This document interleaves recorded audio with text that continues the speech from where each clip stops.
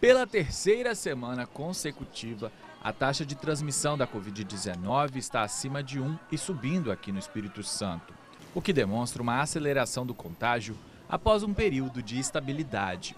A cada 100 infectados, 133 novas pessoas são contaminadas pelo novo coronavírus. Valor. Estacionou por um período aí, ficou em torno de 1 a taxa de transmissão e agora chegamos a ficar 3 semanas já consecutivas, né, com a taxa de transmissão já acima de 1,2. Chegamos à grande vitória na semana do dia 6 de novembro com a taxa 1,33, o interior com a taxa 1,45 e temos micro-regiões como a Central Sul, por exemplo, com taxa já acima de 2.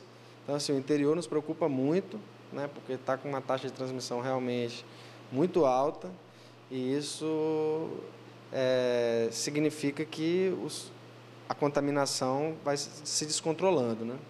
O número de mortes cresceu 3,35% na comparação da primeira quinzena de novembro com o mesmo período do mês passado. Nos primeiros 15 dias deste mês foram 154 e em outubro 149. Apesar do crescimento do número de mortes e de casos da Covid-19 aqui no estado e do aumento das taxas de transmissão, segundo os especialistas, ainda não é possível dizer que estamos passando por uma segunda onda da doença. A gente não tem uma definição matemática precisa do que seria uma segunda onda. É importante dizer isso. Ou se tem, por exemplo, eu desconheço.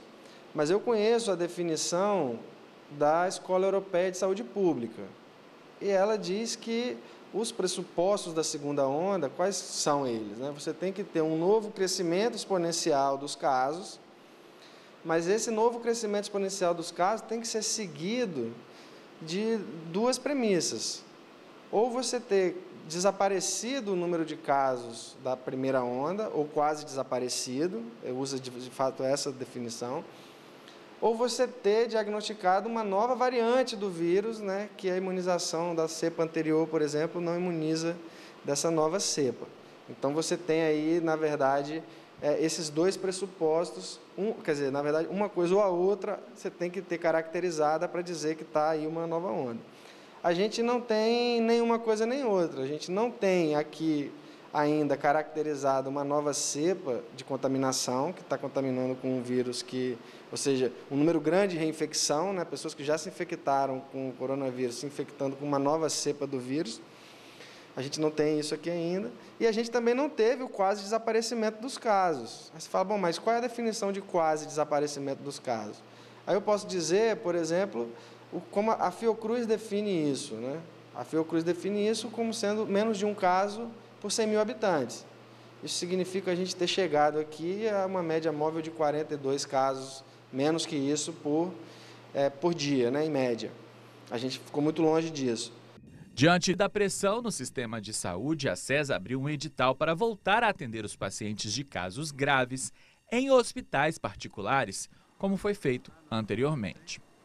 A Secretaria Estadual de Saúde, monitorando a necessidade diária de leitos para a Covid-19, vem aumentando a oferta de leitos. Assim, desde o mês de novembro, início do mês de novembro, nós já reabrimos 28 leitos de UTI.